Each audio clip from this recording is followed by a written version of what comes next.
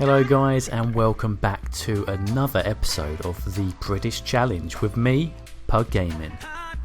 Now, I know it's been a very long time since we've done an episode on the British Challenge, and there's a few reasons why, which I'll explain very shortly. But today's episode, we are going to work on a seaside pleasure beach. And as you can see here from the video, this is what we've done so far of this seaside-y town. And I'm looking to add in this pleasure beach at the bottom right hand corner of the current build. So it's going to be very similar to the likes of Blackpool, that sort of a pleasure beach, Yarmouth pleasure beach as well, just something with a little roller coaster and a few little bits and bobs here and there, so just living on the same theme as the British Challenge itself. Now, the reason why there's not been much action on the British Challenge is a couple of reasons actually. First of all, the frame rate of this game now on this load is extremely dire.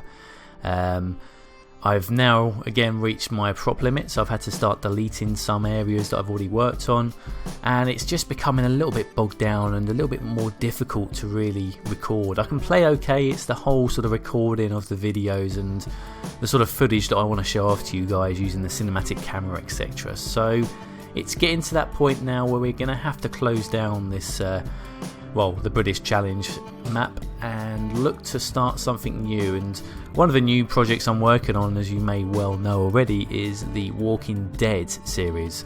So that's going to be my main focal point for the time being, but I have got a new idea for a next build, which I'm guessing will start in the summertime really. A lot of work to do on the current build, so we'll probably leave that for now, but I will be working on a new map at some point in the future. Additionally, I have been doing a few tutorials, and if there's anything you guys would like me to do a new video for tutorial wise, by all means let me know. I'm always happy to introduce new ideas and let you guys know how I've been building my builds, etc. But anyway, let's get back to the episode 34 of the Seaside Pleasure Beach. So the first part of this build was to sort of map out the area of which we're going to build this on. And as I said earlier, we're going to choose this bottom right hand corner away from the main seafront, but not too far. It's still near the pier, and it's kind of where you would find a pleasure beach typically in the UK. They are on the seafront and as close as possible to what there already is around, so the piers, etc. So the first job was to find some walls, and I decided to go with these concrete walls to really sort of map in the area.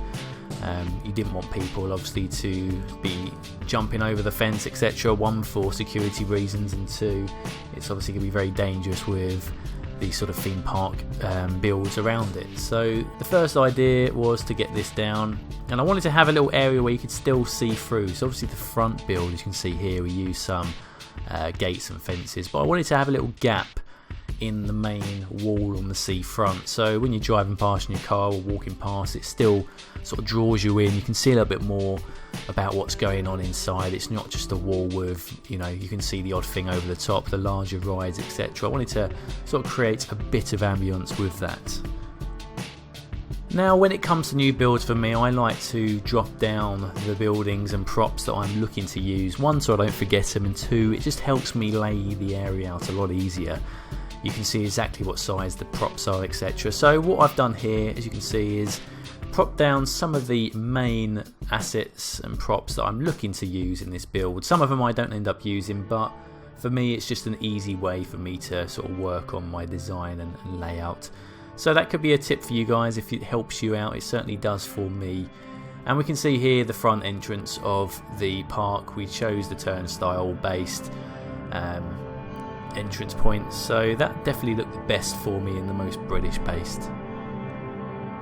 So the first job was to pretty much think about the layout of how this is going to be all put down, and I did find a bit of an issue here because I built the whole island on a slope from the beach upwards. Placing down some of the props did cause a bit of an issue, so I did try and put the roller coaster down here first time, as you can see, and it just messed things up. So I thought what we have to do first is sort of map out this area and sort of level things off as best we can.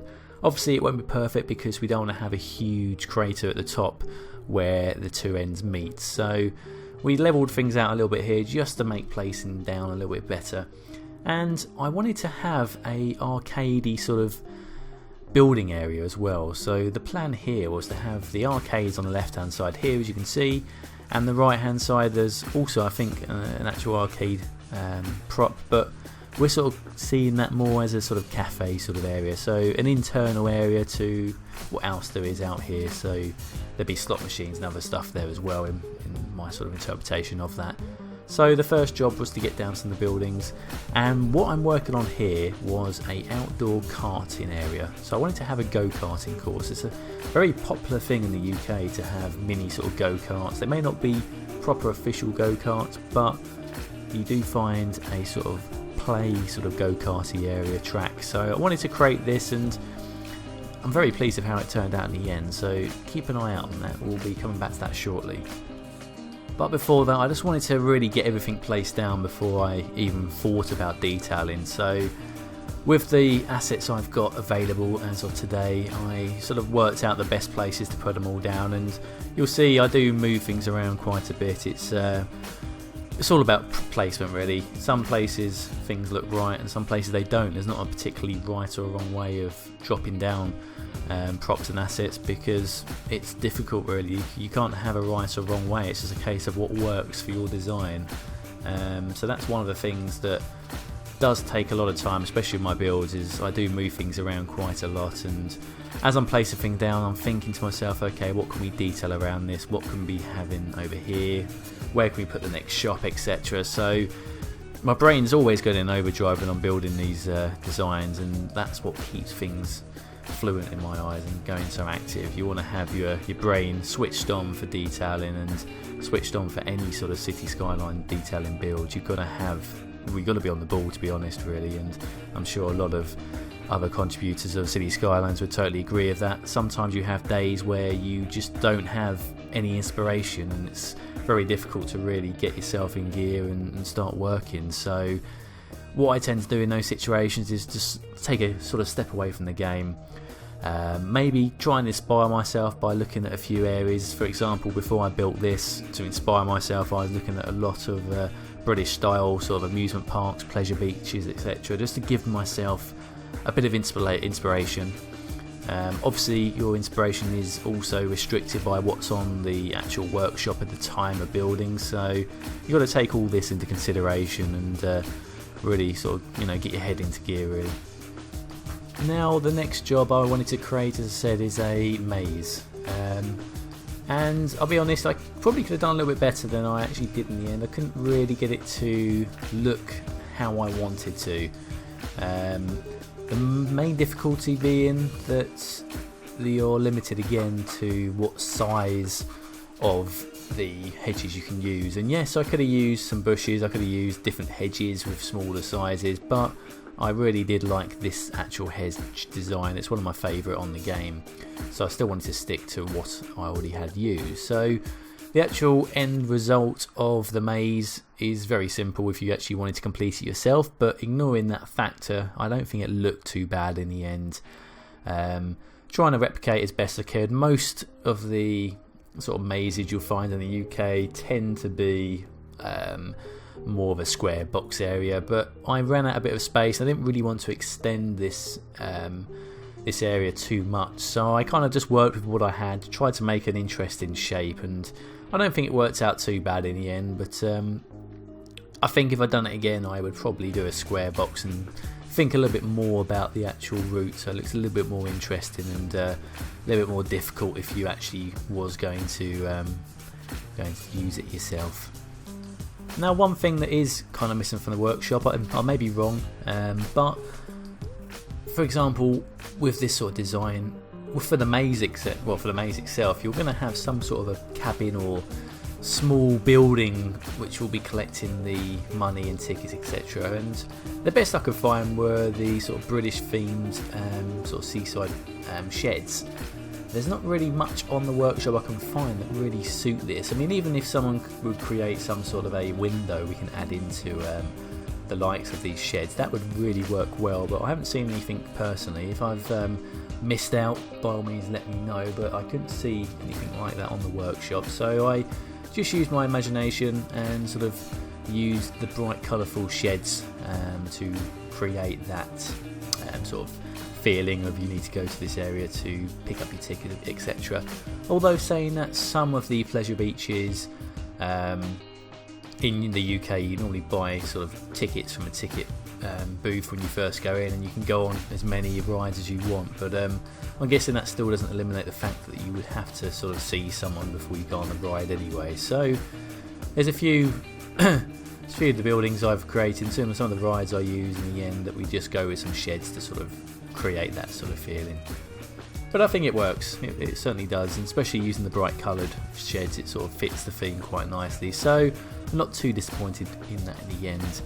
And I did really take a liking to these purple bushes and trees on the workshop, and they do end up taking a big appearance in this build, and I'm extremely pleased with how it all looked in the end. And it's not something I've used in the past. I'm very sort of green foliage sort of guy in my previous build, so it was a very different design, but I wanted to create something very different, and this obviously is a bright and colourful, cheerful place, very different to sort of main towns and cities, so it was very enjoyable to use a different type of trees for a change.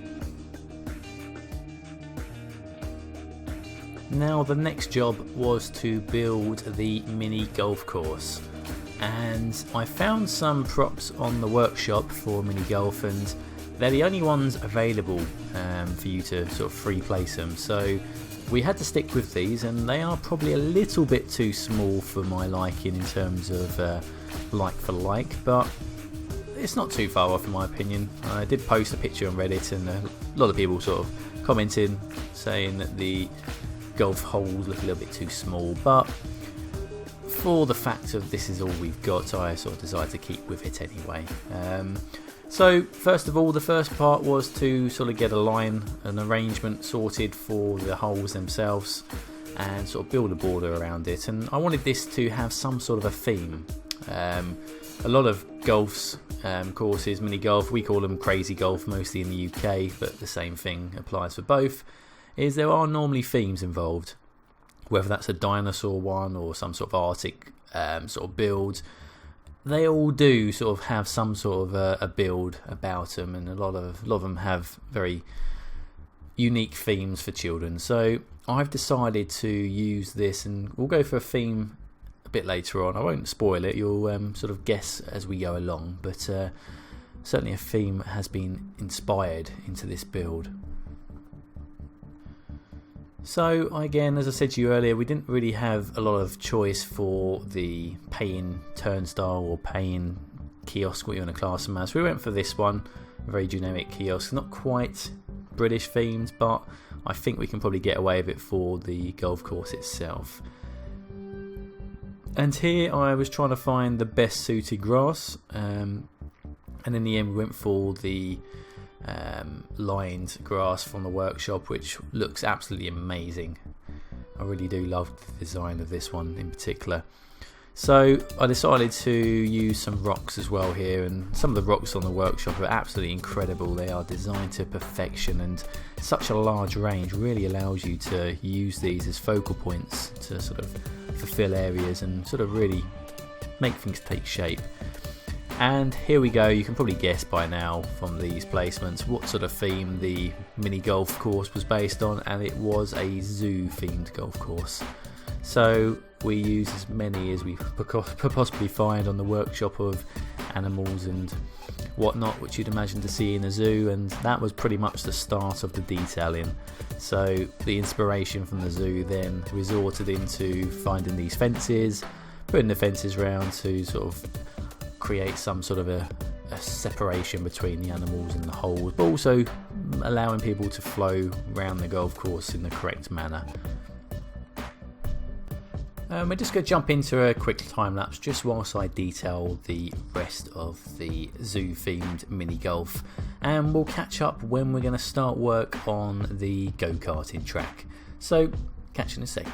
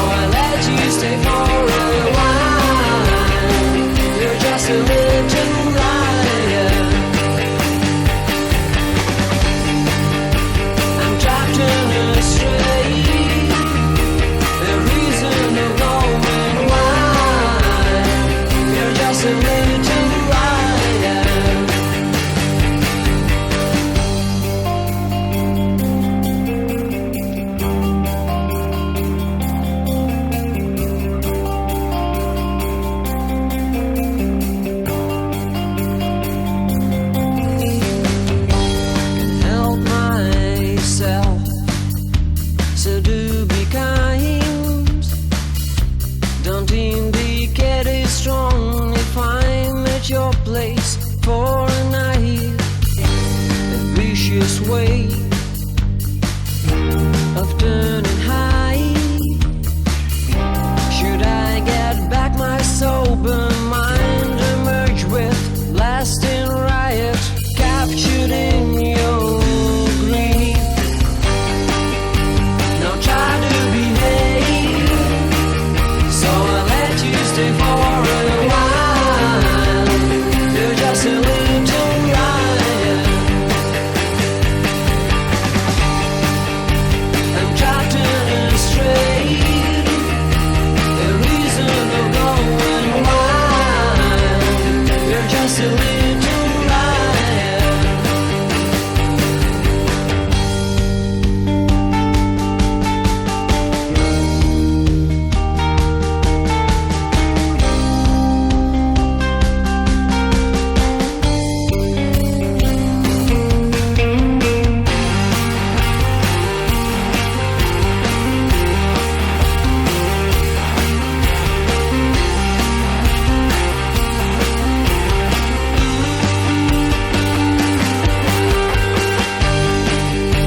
Now try to behave, so I'll let you stay for a while.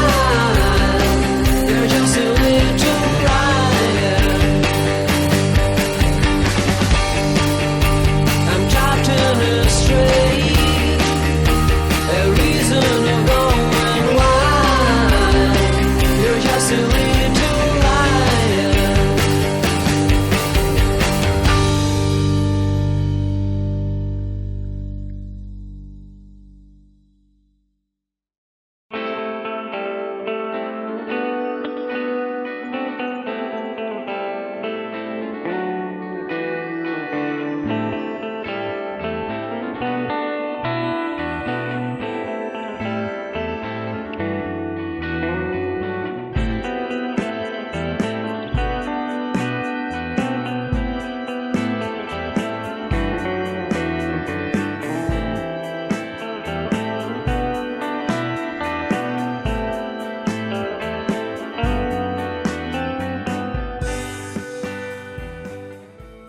Okay guys, so that time lapse we completed the golf course, we added down the merry-go-round and the bumper carts and a few other little bits here and there.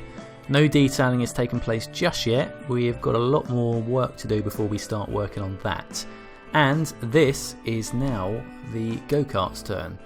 So my intentions here was to build something very realistic but still on a sort of pleasure beach sort of scale, so nothing too professional but still on the still something that looks like it should do, and this really gave me a good opportunity to excel and really try and build the best sort of racing circuit I could in the very minimal space that I had. So a very simple course, a couple of straights and mostly sort of small curvy bendy roads. So we've got a little pit lane here in the top left hand corner that we're just starting to detail on, and the start grid obviously a bit further around the corner. So we're using a lot of the decals here to really make the whole thing come alive. The difficulty I found in the past with having the roads is, well, particularly to be honest, these aren't even the roads. In the end I actually used the pavements themselves just because they're a little bit slimmer and worked a little bit better for my liking, but nonetheless they are very, very solid colours. So adding in these extra decors etc from the workshop really do help make things look a little bit more realistic, and you'll see a bit later on I add some of the skid marks as well, and a lot of other aspects as well. So this little area here is the pit area for the go-kart, so a place where they store the karts at night, places where they're there ready for races etc, and positioning the go-karting sign just to add a bit of ambience there as well. Scoreboard as well goes in here just to allow the viewers on the outskirts a opportunity to see the game. And using my technique, as I explained in one of my previous videos, of the cinematic camera zooming right in on the FOV, whatever it's called, just to really zoom yourself in a little bit more closer to allow you to place these props down. And you'll see I keep getting this white screen. It's something wrong with my save now. If I zoom in too close, I assume because I've got so much detailing going on, I get a white screen of death and I have to zoom all the way back out and back in again. If anyone knows how to resolve that, let me know. I mean, other than that, it's not happening on any of my other saves, so I'm not too fussed. As I say, we're probably going to be bringing the British series to a close very shortly. Whilst on that point, there is one more build I'm thinking of doing. It's the last build of the Seaside area. I still wanted to complete this. I know it's going to be a bit of a struggle based on what we have going on in terms of low frame rates, etc. But I do have another idea which will really suit the theme, to be honest. It will be a very good sort of ending episode, and beyond that I probably will do a montage or something to sort of overview the whole of the build itself. I mean, when I started to build the British Challenge, I was hoping we could fulfill a lot more of the map itself, but the heavy detailing approach that I've taken have limited what we're able to do in terms of expanding, etc. And I don't want to just plop down houses just to fill things out without detailing. It's not really my style, so I'd rather leave it as it is and have these focal areas that I've worked on, and sort of go from there really. But anyway, back into the build. A bit of placement now on the actual trees, and I've used a combination of this beautiful grass decors from the workshop along with the small sort of grassy areas to combine them all together, and it does really work well. I do like the combination of the two different greens and the grass itself. I've used that quite a lot and certainly will be using that a lot more in future builds. Add the traditional British flags on the home strip, and the detailing here is very much nearly complete, so just a case of filling a few other little bits here and there, filling in some grassy areas, and obviously working on an idea which we can use for a entrance point in terms of a kiosk.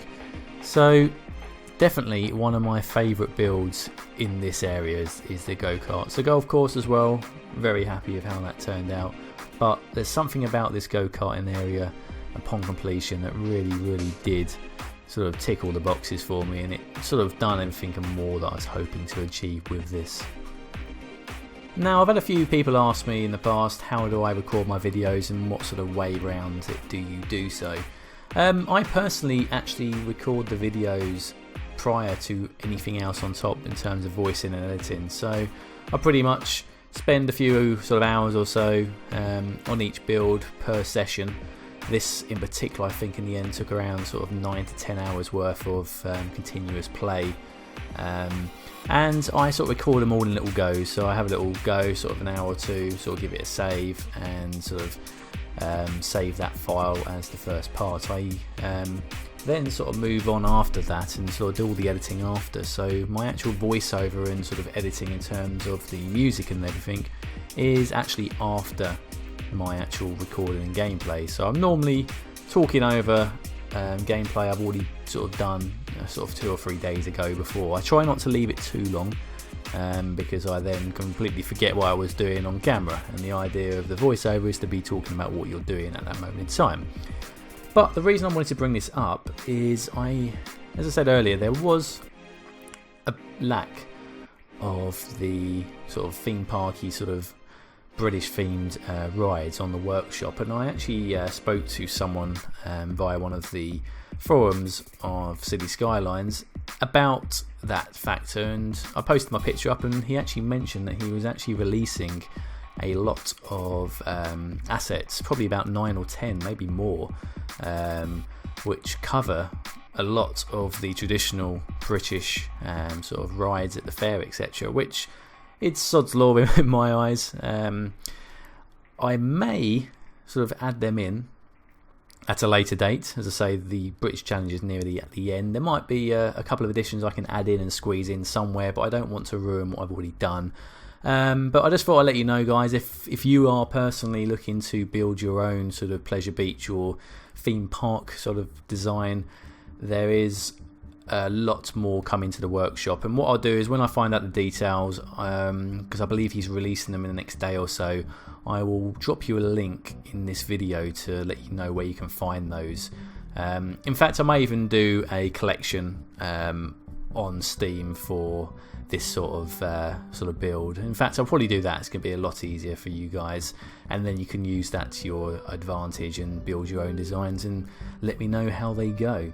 So I just thought I'd throw that in there because I know that they're going to be quite active, and they are, from what I've seen, the screenshots very, very good, so I'm sure a lot of you will see those very, very shortly. And on that note, we're going to jump into one final time lapse just whilst I complete the final parts of detailing, and we'll jump back in very, very soon. Catch you soon.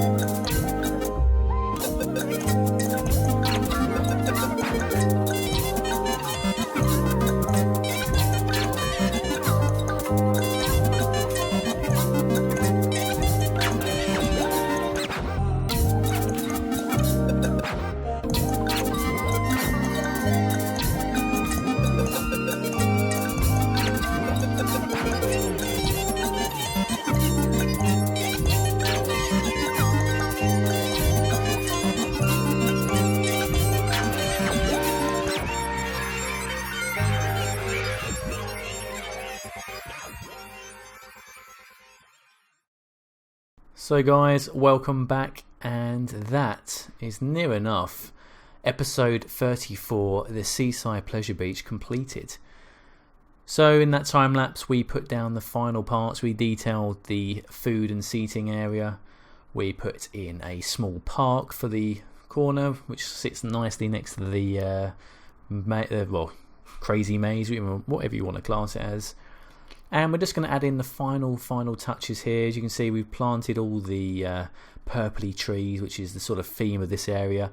And I think that is going to be the penultimate video from the British Challenge.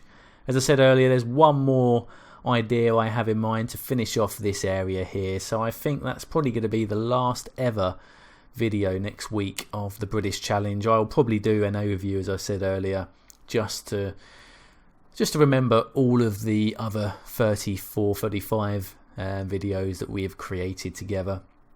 Other than that, guys, I am going to leave you with some final cinematics of what we have created today at this Seaside Pleasure Beach. I look forward to your feedback as always, and if you like the video, please hit that like button, and if you haven't done so already and you're enjoying the videos, please subscribe.